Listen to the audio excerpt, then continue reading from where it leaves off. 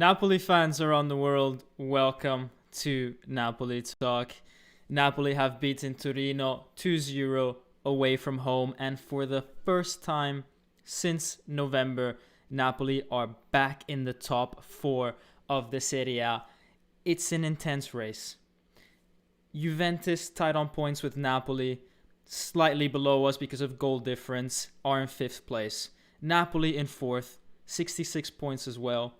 You've got Milan, 66 points as well, who play against Lazio, who are actually still within a shout of a Champions League spot if they win against Milan. And then Atalanta on 68.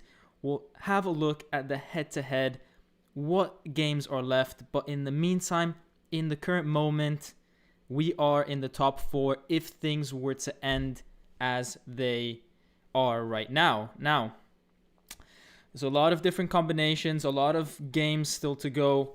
However, Napoli's playing really well, guys. Napoli's playing really well, and we are starting to play extremely well with players that have traditionally not been very good for us over the past few years or months. And I'm thinking about players like Insigne, players like Bakayoko.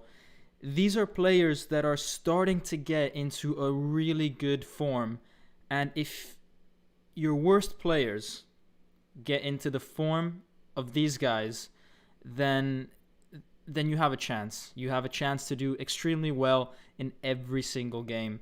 Now, I'm not going to say that we're going to win every single game, but if you've got Insigne and Bakayoko playing the way they are, then, you know, that's a lot of mistakes that maybe are avoided. That's a lot of, you know, great opportunities to not screw things up, is essentially what I'm trying to say. As long as then the players that traditionally play well continue to play well. So your Zielinskis, Mertens, Osimhen, Insigne, Politano, etc., etc.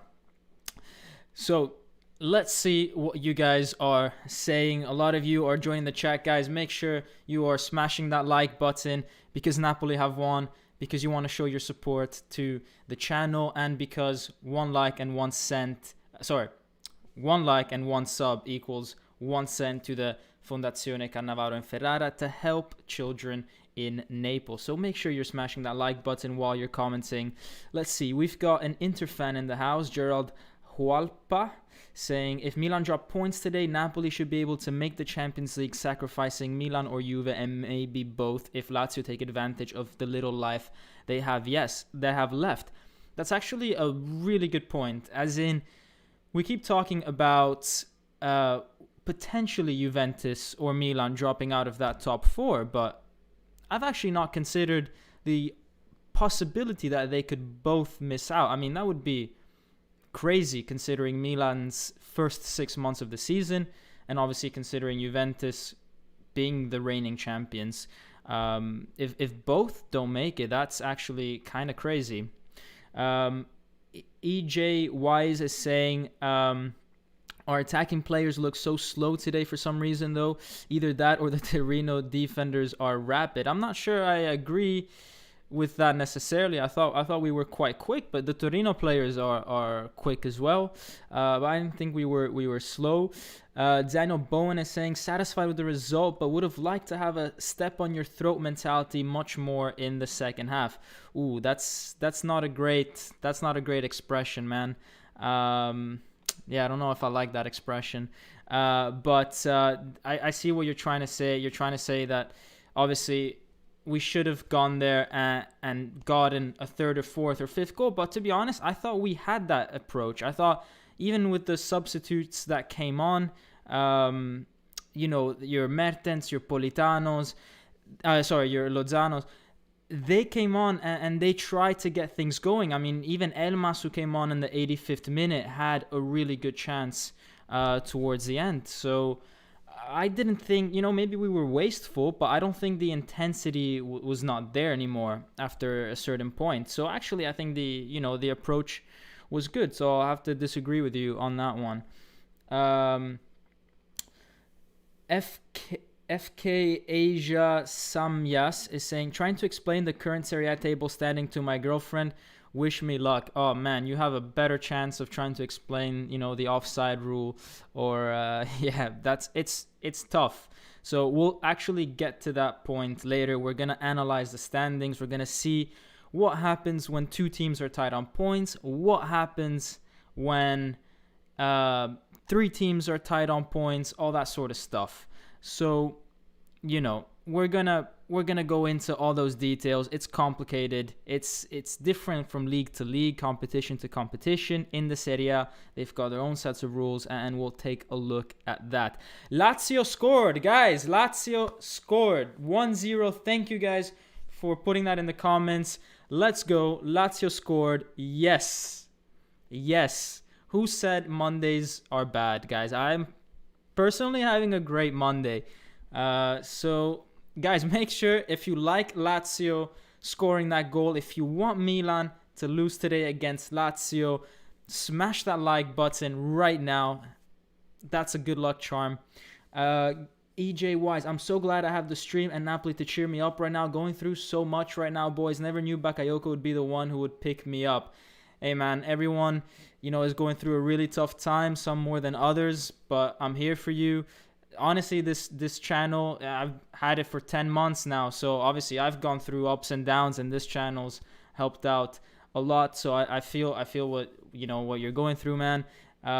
Wish you all the best. Wish everyone in watching this all the best, and hopefully, football can lift us up whenever we need it. And Napoli have been playing great. The past 10 games, 11 games, we've only lost once. We've won most of the games, some really good performances. So, honestly, it's such a good moment for Napoli right now. It's such a good feeling to support this team right now.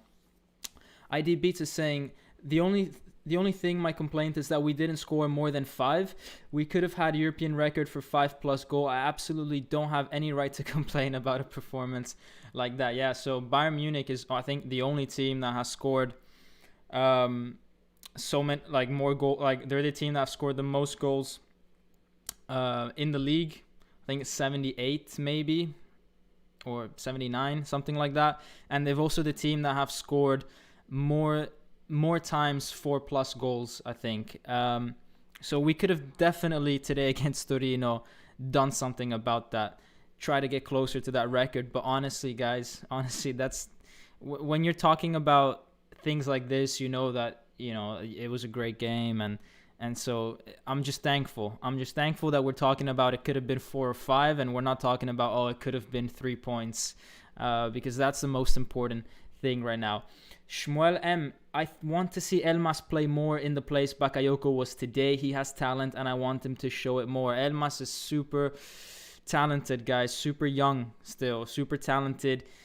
He needs to start taking his chances, though. When Gattuso puts him on for 5-10 minutes and he has a great chance to score and he doesn't take it, it's very hard then to trust him again for a full 90 minutes. I know that he's got the quality because he's scored some great goals. I know he's done that for Napoli and North Macedonia.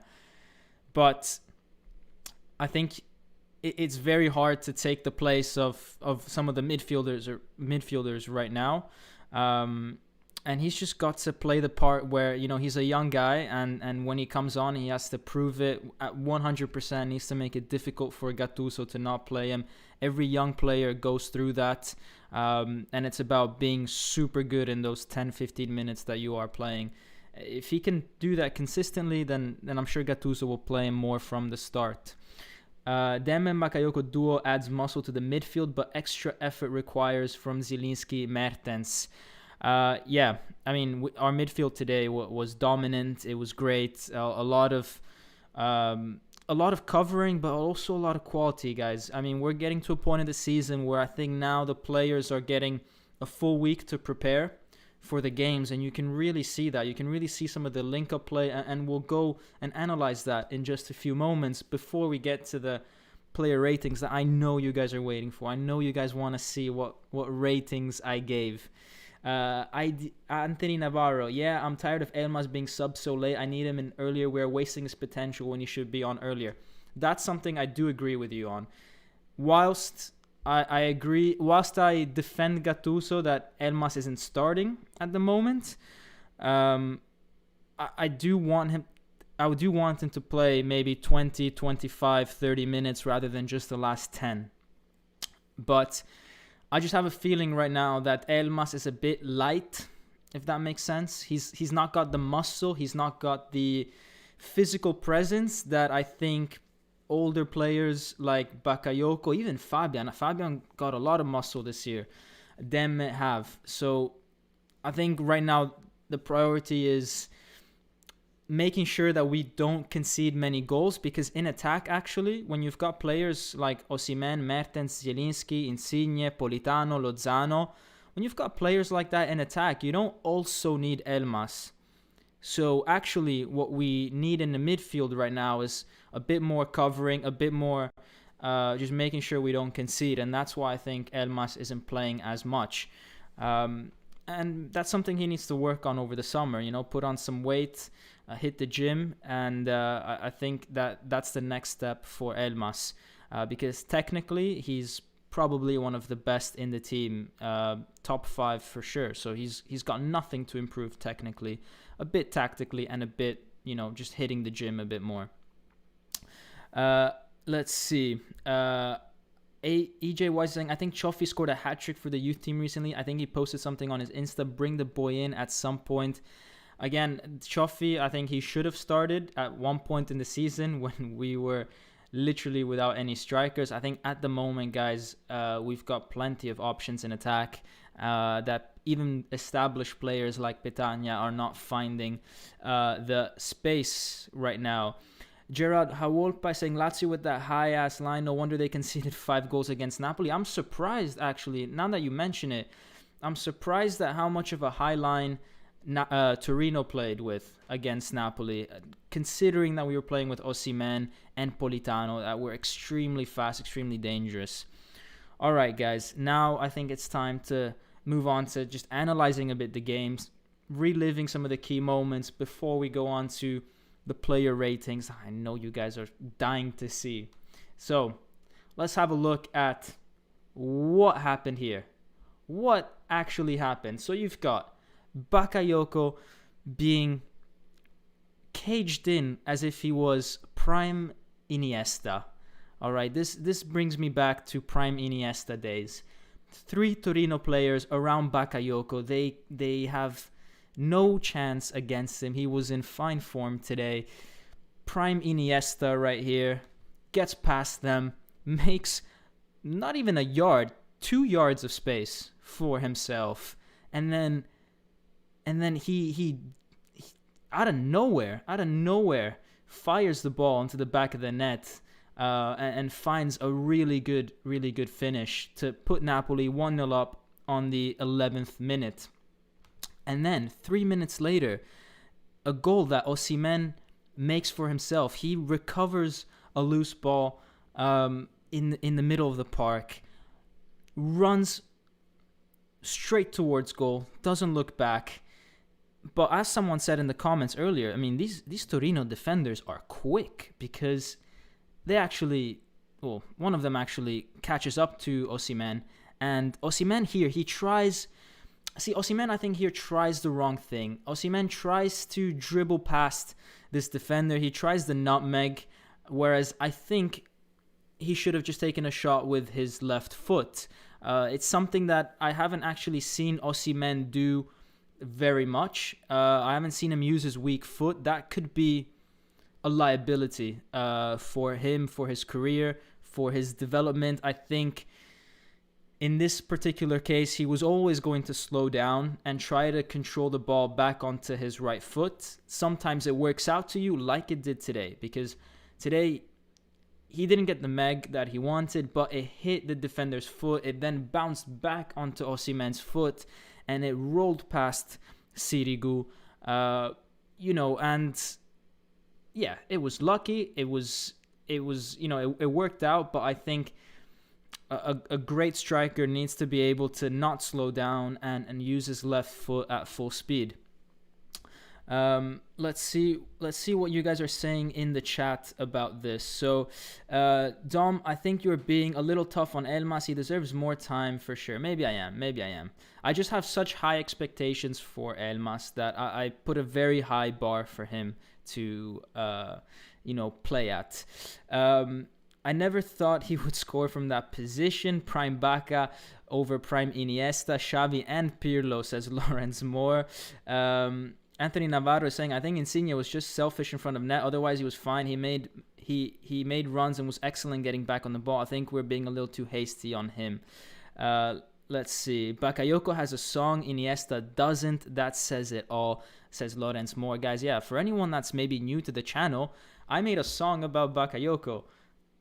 That happened. I don't know what was going through my head at that point, but I made a song about Bakayoko. It's out there on the internet for everyone to see. Go check it out after this video if you haven't. I think I might post it on the description actually. Anyways, so this opportunity happened with Osimhen. We got a goal out of it immediately, 2-0 within 13 minutes. So Napoli put the game to bed before it even really started. But Napoli was good in not stopping the attacks. We, at some points in the season, when we weren't getting the results, when teams were drawing level to us, when we were losing, we used to score even just one goal and then sit back, scared. You can really see here now that Napoli are not a team that do that anymore.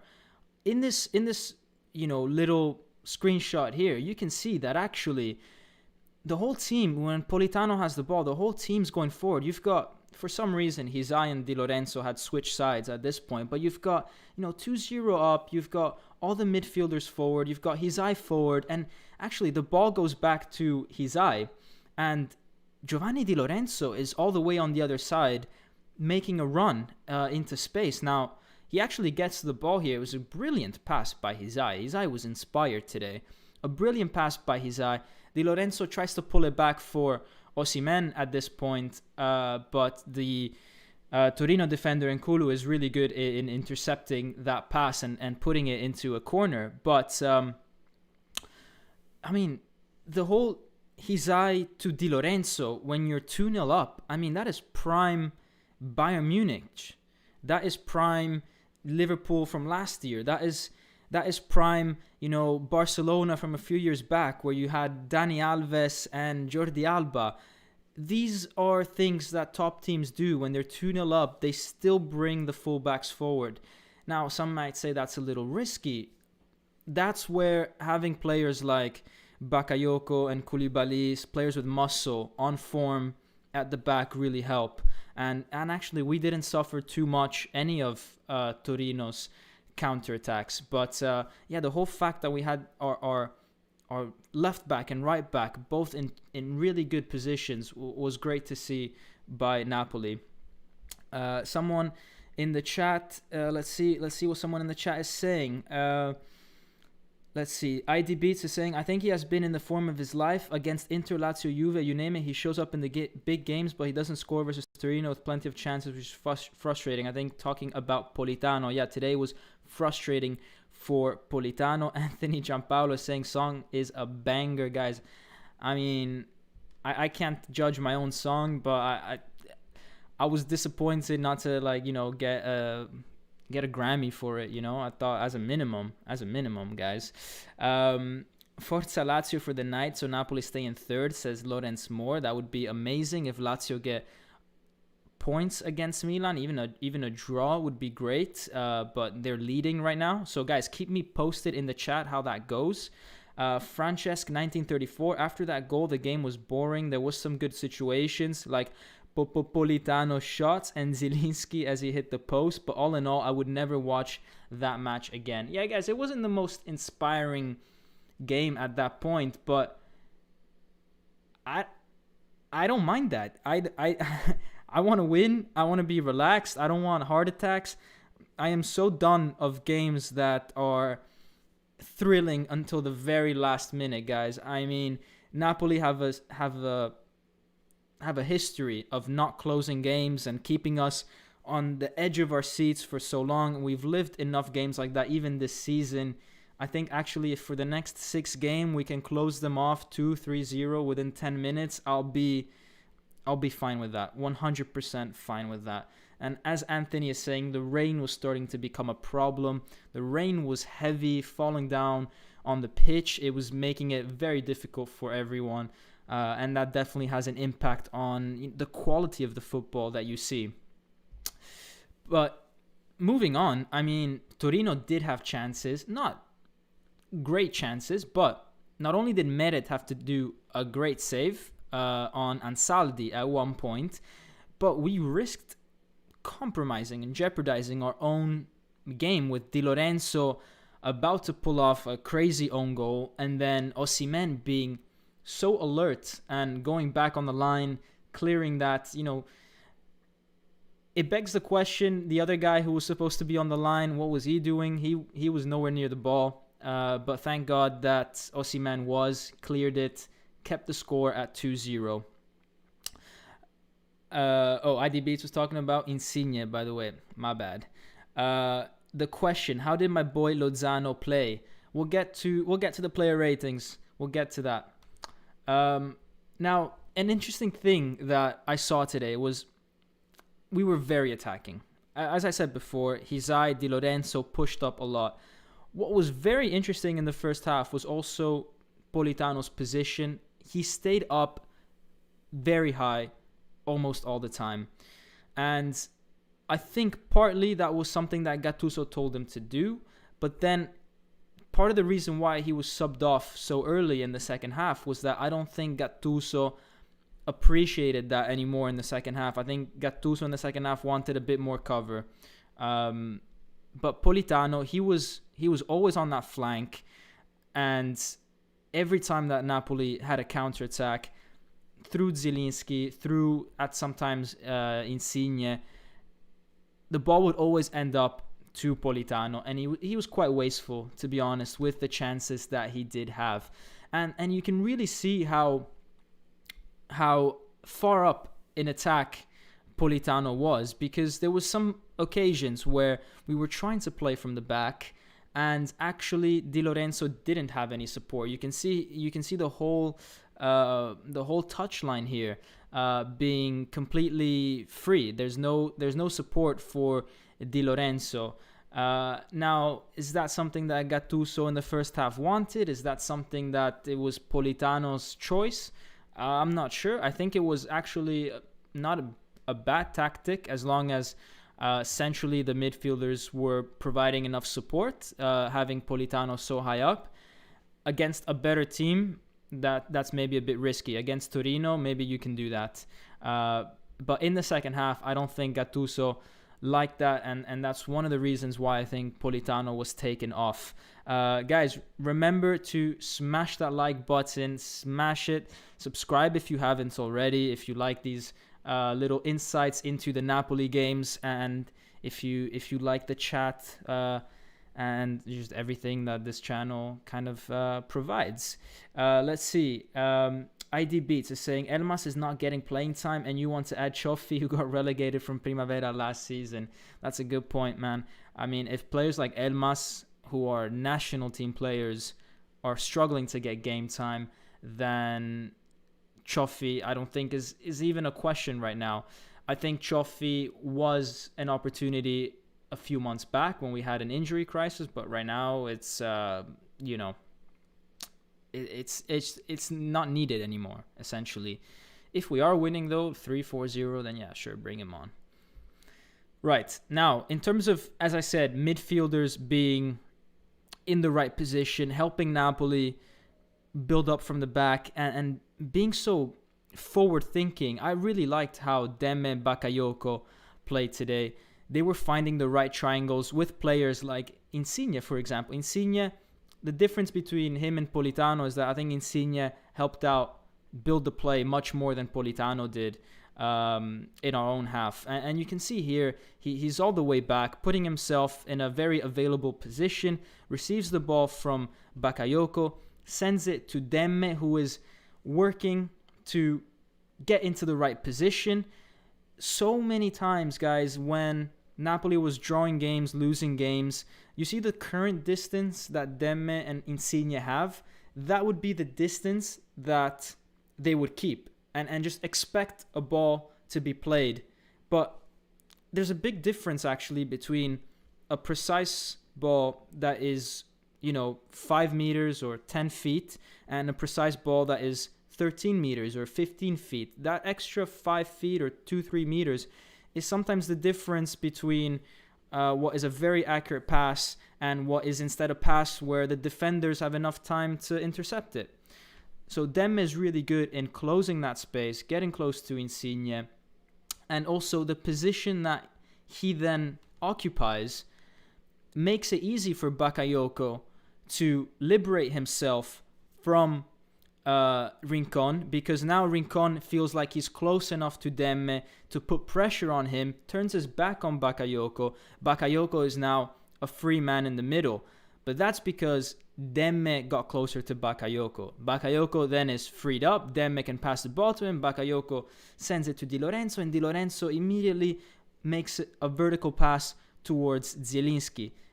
That is something that was missing between November and February in Napoli's play. That extra 2 or 3 meters that the midfielders took when needing to receive a pass. And it's small details like that, but they are huge. They are huge. And then something that I really enjoyed is actually Osimhen.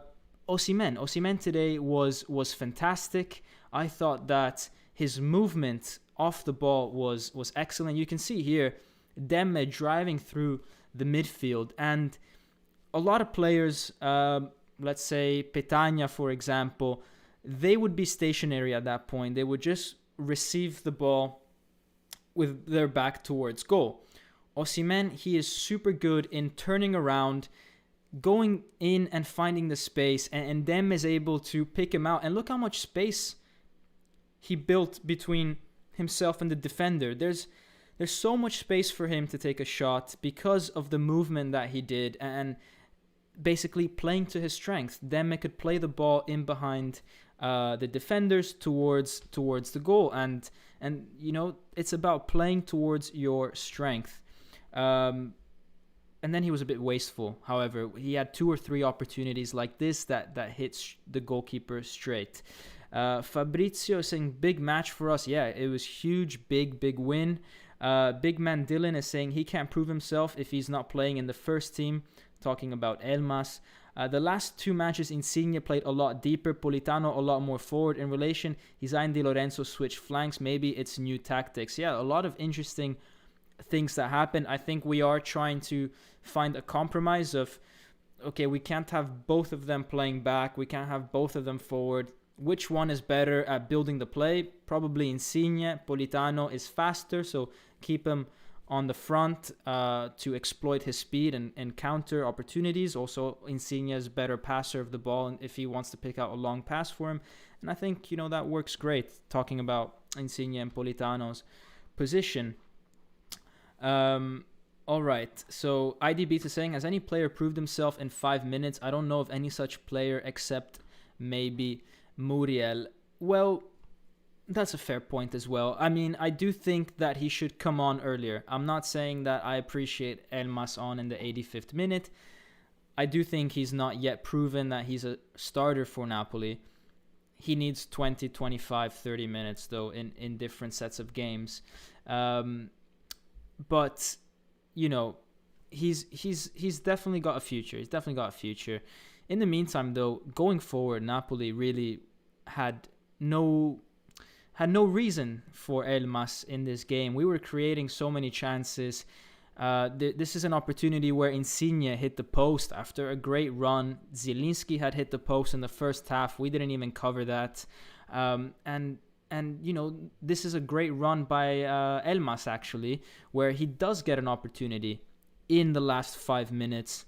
Oh, ID Beats is saying, we're talking about Cioffi. I keep assuming you guys are talking about some player in the chat, and then you guys are talking about a different player. Sorry, guys, I just can't keep up with speaking and the tactical analysis and the chat, so sometimes I make assumptions, but thanks for correcting me, because otherwise I'll look like an idiot even more. than what I am when I assume. But anyways, guys, Elmas did come on for the last 5 minutes. He did have an opportunity to prove his worth in the team, in the starting 11. No, he is worthy of being in the team, but his worth in the starting 11.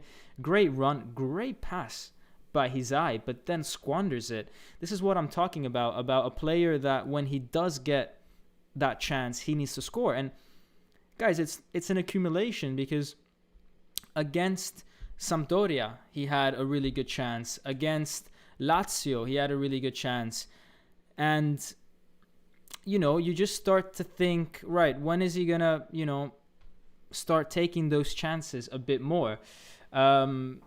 If you take a look at how many chances he's had and the amount of goals he's actually scored, you'd think maybe he could have gotten 1 or 2 goals at least more. And, it's all about getting that one goal. If he had scored today, right here, then actually he would have been in contention for starting 11 spot in the next game. And that's how quickly a career can change. One goal is all it takes. Because it's very difficult for a coach to keep someone on the bench if you're scoring goals for fun. But now, guys, it is time for the player ratings. This is what you've all been waiting for. It's finally here. It's finally here, guys. And let's just start off with the obvious. Guys, that is not a typo. That little thing next to Bakayoko is not an 8 that has fallen over. No, that is an infinity sign. Bakayoko is the first player in Napoli Talk history, in 10 months of history, that gets an infinity. Guys, I mean, this guy, he was a beast today. And because of the amount of hate that I gave him, I did a song about him, and I'm sure he's seen it. I am sure. I mean, these celebrations that they had after he scored, that's the celebrations you do to someone after he's had a song made after him. So, I was maybe mean. I wouldn't say I was mean. I was critical of him, but when he has a good game, I want to make sure that I'm also rewarding him. And yeah, I mean, infinity is obviously much, but yeah, I don't know. I just feel like he deserves it, guys. I just feel like he deserves it. So and not only that, but even the last game, he was phenomenal. And I think I gave him, was it a 7 or 7.5, and I got criticized for it being a little too low. So there you go, infinity. Now what? Where's the haters now? Milan is getting changes, so 1-1 is incoming, I think, says Big Man Dylan. All right, keep us posted on that Milan game. Insigne was lowest rating for me, a 6. Guys, I thought Insigne was good today. I thought he was good. Let's not forget that he hit the post. That for me is a lot, and I thought that he did really well defensively. I've highlighted before how he was the link-up play at times in midfield, making sure that those triangles were working.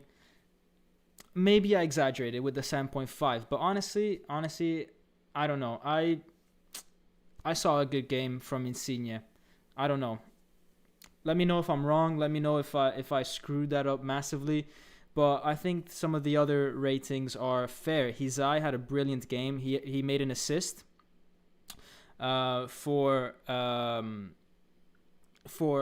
Osimhen's goal, pretty much. It was his ball that Osimhen managed to recover.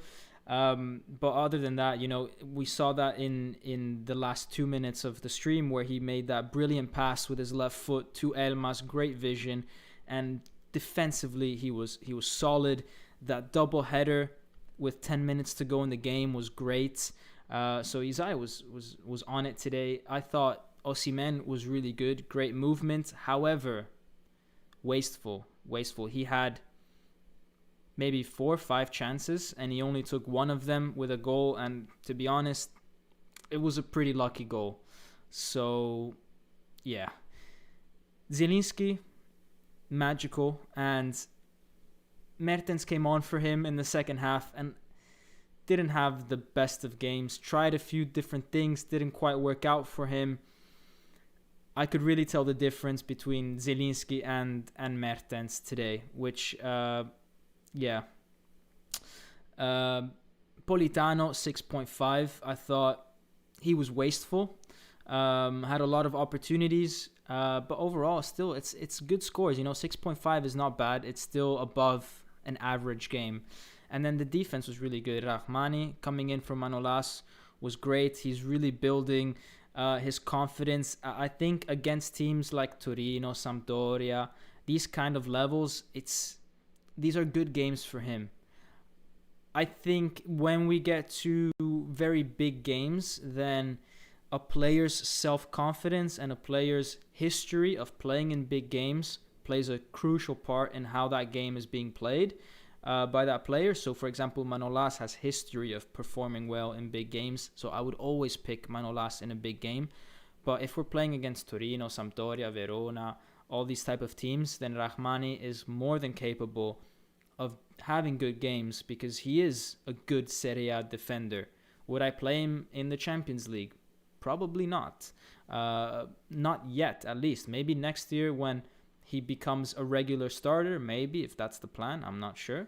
But yeah, today he was good. And Demme, guys, Demme was fantastic. He was closing down passing lines. He was making sure that we were starting off our build-up play extremely well. We saw an example of that, 5 minutes ago. And he was also very good going forward. He set up Osimhen once or twice. So overall, a great display by Demme. Let's see what you guys are saying in the chat. I love Insigne. Francesco Busiello is saying, I love Insigne as a player, but 7.5 is too much. 6. I think if Insigne gets a 7.5, Osimhen should get an 8.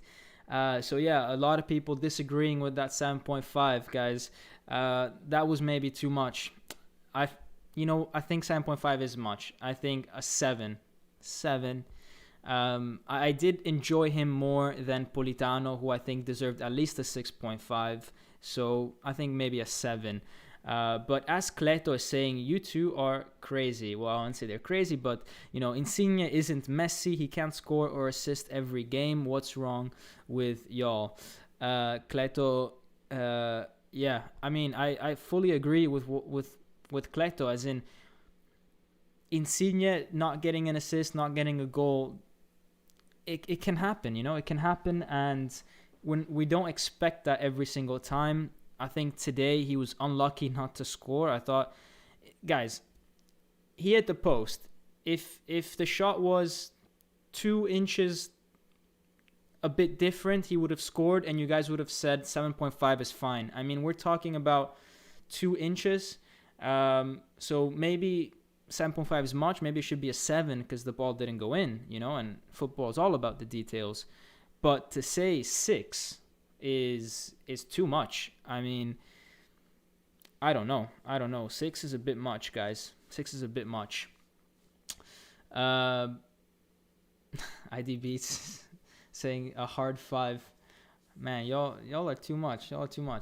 Meret, some guy that we haven't talked about much today, but Meret 6.5. I thought, clean sheet. That's obviously good. He had 2-3 shots against him that he did well on. Where I'd like to see him do better is his coming out and collecting the ball, instilling a sense of confidence in the defense. I think that is still missing. I think he's got a lot to learn from Ospina about that. The only problem is Ospina's always injured. It's very hard to learn from someone who's injured. Yeah. Guys, Ospina, he's a great goalkeeper. He's not, I think I tweeted this one last week maybe. You can't rely on a goalkeeper that is injured so regularly and actually plays only half the games. So imagine how much more injured he would be if he was playing every single game. So people who want Ospina as the number one keeper for Napoli, are largely mistaken, and need to really consider the season as a whole rather than who I would want in that one particular game. Because the truth is, guys, that actually, if we keep Ospina as a starter so often, Meret will want to leave. And what happens then is that it's going to be very difficult to attract as good of a keeper as Meret as a backup if you want to play Ospina starter. And then when Ospina inevitably gets injured, you've got a bad goalkeeper as a backup. And we can't afford that. So I think we have to consider the season as a whole. And we have to think, all right, then, Ospina can't play. It's got to be Meret. If you don't like Meret, bring back Sepe. Bring back some other goalkeeper.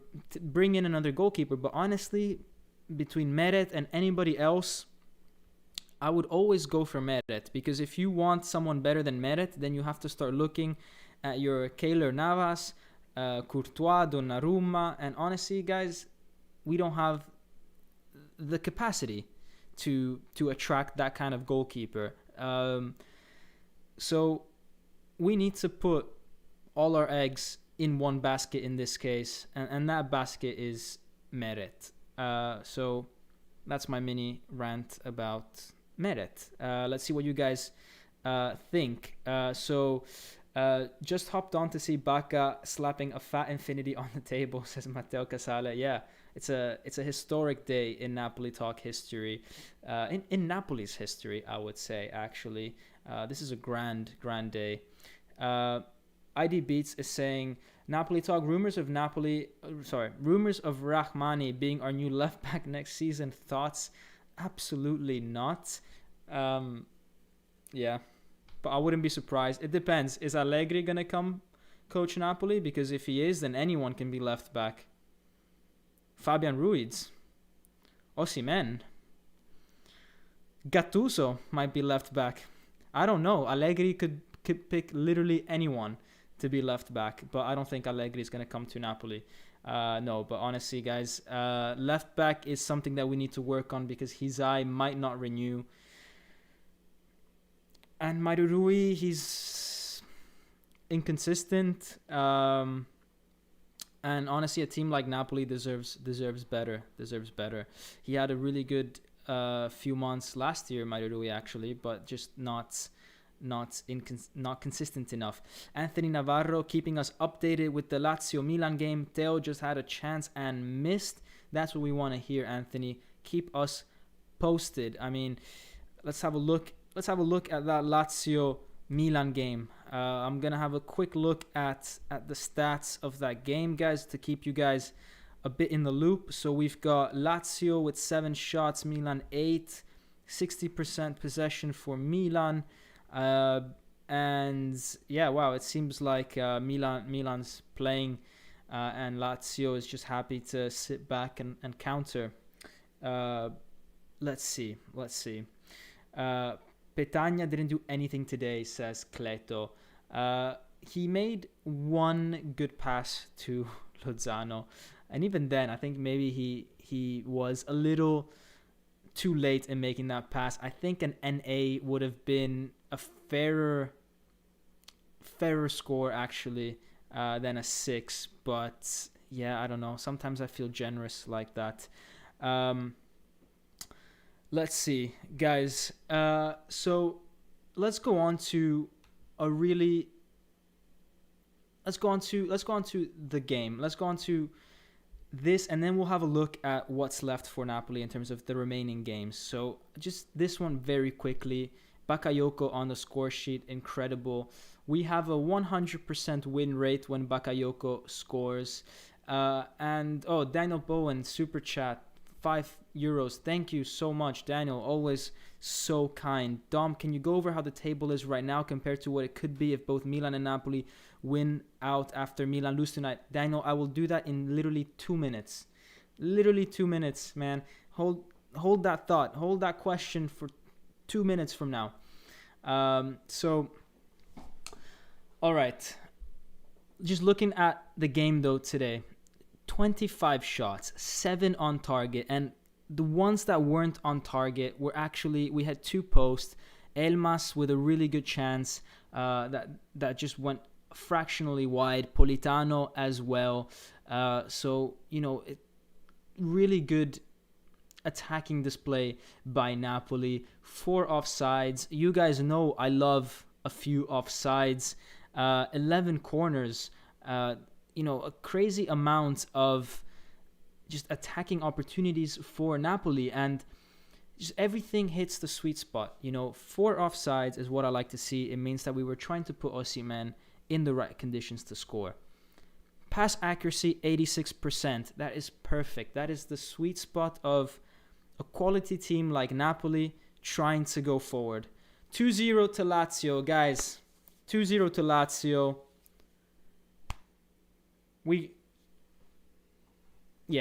I'm not going to say it. I was so close to saying it. I was so close. I'm not going to say it. Dom, don't say it. Okay, yeah. Didn't say it. Afamok. We say in Naples, Francesco.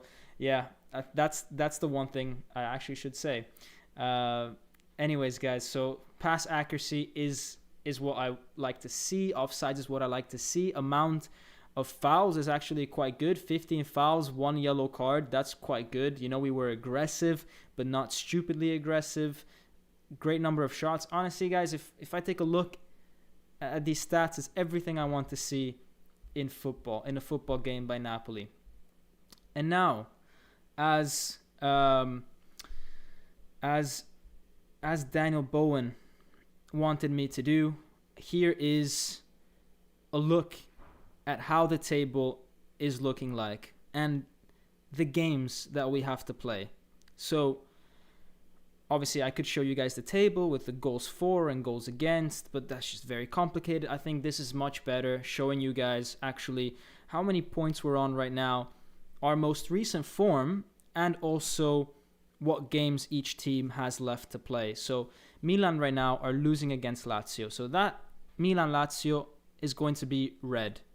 All right, that's 2 goal disallowed. Wow, okay. Well, okay, that makes it a bit less obvious about how that Lazio game is going to go. But let's assume that it ends the way it is right now with Milan losing. Then we have 3 teams on 66 points, with Atalanta and Napoli clearly having the best run of form compared to Juventus and Milan. Milan also have tough games against Juve, against Torino, which are still not safe, against Cagliari, which is still not safe, and against Atalanta at the end. Juve have Milan, Sassuolo, Inter, not easy games. Napoli, we've got teams that are tough. We've got 2 away games, Cagliari, Spezia, not easy. There are teams that are still fighting for staying up, but so are Fiorentina. Sorry, guys, I need to sneeze. Okay, no, that's gone. All right. The things that happen when you're live on YouTube and can't edit things out. Anyways, so honestly, I feel like Milan have the hardest of the 4 things to go. Juventus next, then Napoli, then Atalanta. I think Atalanta's games are easier. They've got, I think, Parma that have already, I think gone down. Genoa, Benevento, Sassuolo. I just can't see these teams upsetting Atalanta. Honestly, put any team in front of Atalanta right now, and I couldn't see them messing that up. So it really is down between Milan, Napoli, and Juve. Now, what is interesting, guys, okay, so this is what happens if teams are tied. Okay, if 2 teams are tied, did Milan score? Someone is saying 1-1, it's half. No, Milan didn't score. Okay. All right, guys. So what happens if 2 teams are tied on points? You look at those 2 teams, how they played against each other, a bit like the goals tally against each other. So, for example, let's say Napoli and Juve, the accumulated head-to-head is we won 1, they won 1. It's 2-2. All right. So there's a tie. There's no away goals. So it's 2-2 between Napoli and Juventus. After that, you take a look at the general amount of goal difference, the general goal difference, and you have a look. Now, Napoli have +1 over Juventus right now. That's why we're ahead of them in the table. If for some reason we are tied on that level, then you take a look at the amount of goals scored. If for some reason we would be tied in that as well, I mean, Napoli have scored 73 and Juventus 65. So actually it's unlikely that we would be tied. But if we were to be tied, then actually there is just a draw, and there has to be some formal way to like an extraction almost thing. I don't know if they pick a name out of a hat or I don't know what, but literally that's what happens. If 3 teams are tied on points, you take a look at the head-to-head of those. You make a mini table. For example, in this case, Milan, Napoli, Juventus. You make a mini table between these 3 teams and you look at their head-to-head. It becomes like a mini group. And so, for example, let's take a look at what happened with us. We won 1 game against Milan, so that's 3 points. We won 1 game against Juventus, that's another 3 points. But then we lost the other 2, so we are at 6 points. Juventus, they won 1 game against Napoli. They won 1 game against Milan. They're also on 6. And Milan, they won 1 game against Napoli, so they're at 3, and they lost the other one against Juventus. If Juventus draw or win against Milan, they would be the leaders of that group. Then Napoli, then Milan. But if Milan win, then we all have 6 points, right? At that point, then it becomes a matter of collective goal difference between these 3 teams. And then you take a look at, it gets very complicated when 3 teams are tied, but essentially you make a mini group. And so it's going to be very complex. That is something that we will take a look at in a few weeks' time. It's almost stupid to fantasize about how that will be like, because we've got a Juve Milan that still has to be played, and we will have a better idea of what will happen after that game. There could even be a situation where 4 teams are tied on points. That is not out of the realms of possibility. There could be a situation where 5 teams are tied on points if Atalanta start losing and Lazio keeps winning. So in that case, that would be absolutely crazy. And if I were to go on all these different tangents about how the different group tables would look like, it would just be a crazy video. I think I would have to do something that's much more thought out and, just a separate one-off video talking about that opportunity. But I don't think I will entertain that until the last 2 games of the season, really, when things are a lot more clear about, okay, what could happen, because there's only maybe 6 points to play for.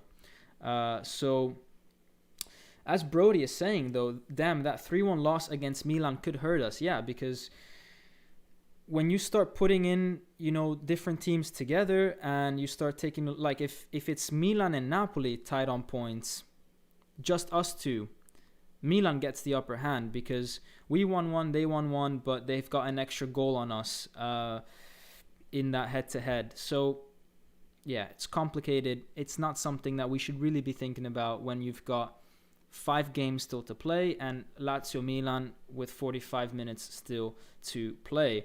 ID Beats with asking me, what do I think about Lobotka? Will he leave us in the summer window? I love ID Beats, or just ID right now as it's now. But I love it because we'd be talking about something completely, different, and he asks me about Lobotka. I don't know why that's on your mind, man, but it just cracks me up that someone would be thinking about Lobotka right now.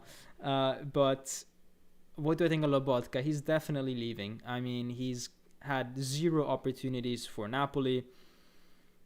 he's not got potential, in my opinion. He's not, 20 or 21. He's, a bad investment. I don't know what the club saw in him, to be honest. I never saw a game of Lobotka where he really convinced me. He's not a bad player, but definitely not the level of Napoli right now. Definitely not Demme's level, not Fabian's level. And the difference between him and Bakayoko is that at least Bakayoko had showed in the past that he had moments of almost greatness when he was, at Monaco. So it was just a matter of getting back to that level, hopefully, with Napoli, which he didn't, even though he scored today. But with Lobotka, I don't know what they saw in him. I have no idea. He wasn't even playing in a position that suited Napoli's system. He was playing in a 3-5-2 when he was at Celta Vigo. I saw him play live. I saw Barcelona Celta Vigo in 2019 at the Camp Nou, and I saw Lobotka playing, and I had an eye on him because he was being rumored to join Napoli back in the day, and so I saw him live, and I didn't understand what Napoli saw in him. Granted, he was playing against Barcelona, but still. Antonio Tonti, viva Napoli, is Gattuso still out? Ni. Not a yes, not a C, and not a no. It's a ni. I think a lot depends on Gattuso. I think De Laurentiis wants him to stay. I think De Laurentiis, if Gattuso qualifies into the Champions League, why would he get rid of Gattuso? Why would he get rid of a coach that is proved that he's capable of taking this team in the top 4? You have to think business, guys. You have an asset, a coach, Gattuso, that is able to get you in the top 4. Why would you replace him? Remember, we started off 7th last season. So we go from 7th to, let's say, hypothetically, top 4. We're playing great. We only are not challenging Inter because of injuries and COVID.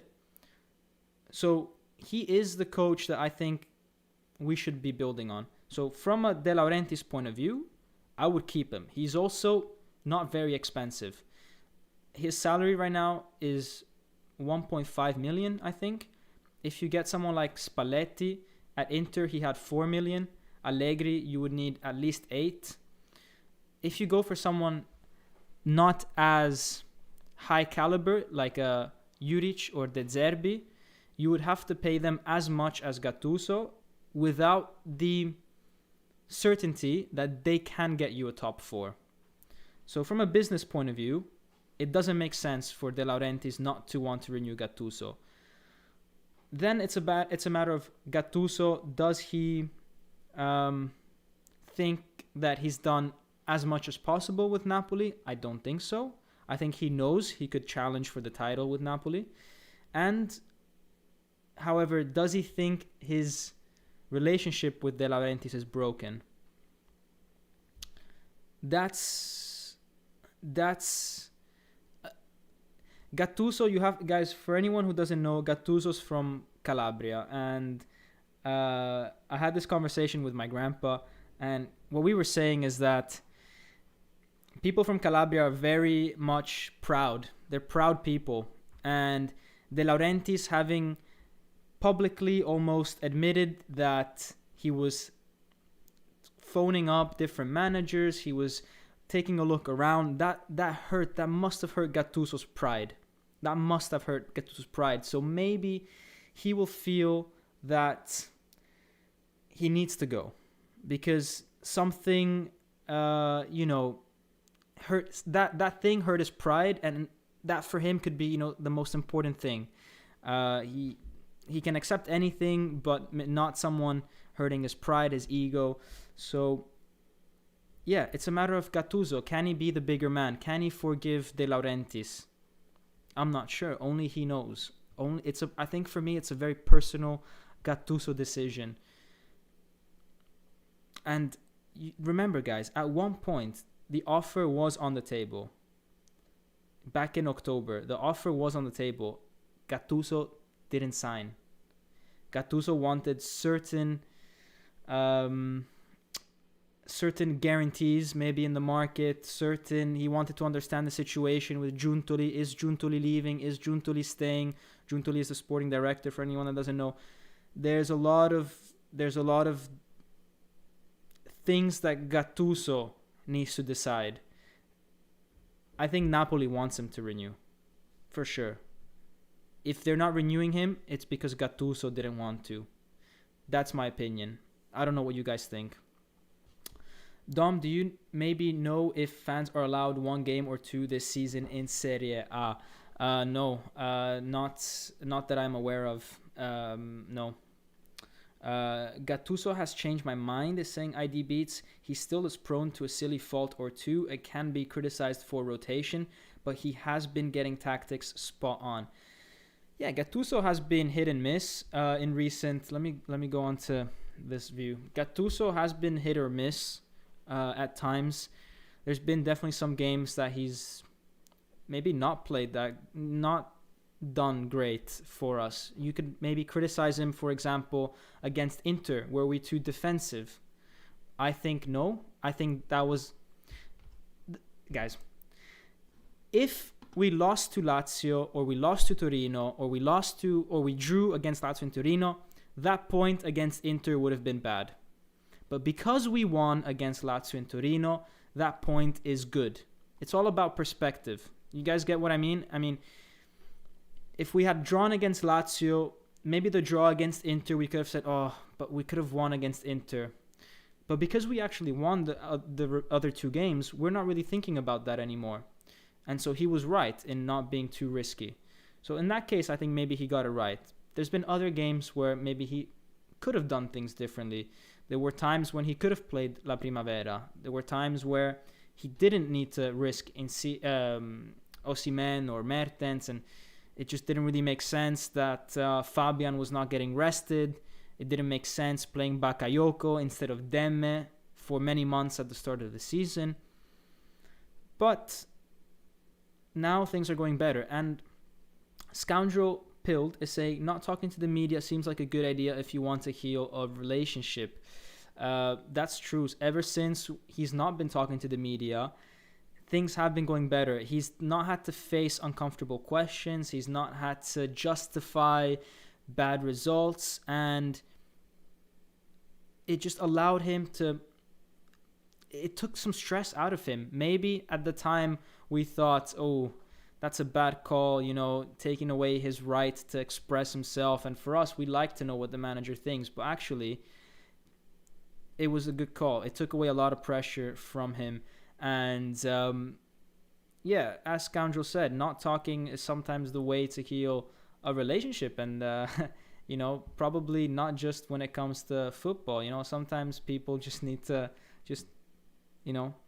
time apart. Just settle things, not talk. Let the field do the talking. In the case of football, let life do what it needs to do and not talk. And then, you come back a few weeks later and see, okay, what's the situation? Have we won these games? Are we still losing? And then you can start a talk thinking about, are we going to renew or not renew? But I think when things were not going well, in that moment, it was probably best to not have Gattuso speak so much, because he would have just compromised his image to the fans, because he was starting to come up with some crazy excuses as well about why we were not winning games. So I think it was good to just put him off the spotlight and just let him focus on the field. He needs a bit of media training for sure. Brody Miller is saying he may not have known what he had with Demme and he knew Bacca. Demme has impressed everyone really. I don't think so, man, because Demme has been playing with us since last season, so Gattuso knows him. In fact, Demme was chosen by Gattuso, and he is the guy that allowed us to go from the 4-4-2 of Ancelotti to the 4-3-3, and then we went to a 4-2-3-1, and maybe that's what you're saying. He didn't know how Demme would play in a 4-2-3-1, but he's shown that he can play in that position as well, as long as he's got the right support alongside him. Anyways, guys, this has been over an hour. I need to make some food. I still need to gym today, so I'm going to have to close this off. So even though someone has just joined saying, hello, bro, Ruslan Malinovsky. Are you the Malinovsky that plays for Atalanta? If so, I think you scored recently, so congrats. Anyways, as I said, I need to go. I need to make some food. I need to do other stuff as well. But thank you guys for joining the live. I appreciate you guys so much for smashing that like button. Napoli are back in the top 4. Bakayoko scored a goal. Hizai assisted. Great day. So, yeah, let's end it on that note. And guys, have a great day. Have a great week. We'll see you for the Cagliari game up next. And as always, Forza Napoli sempre.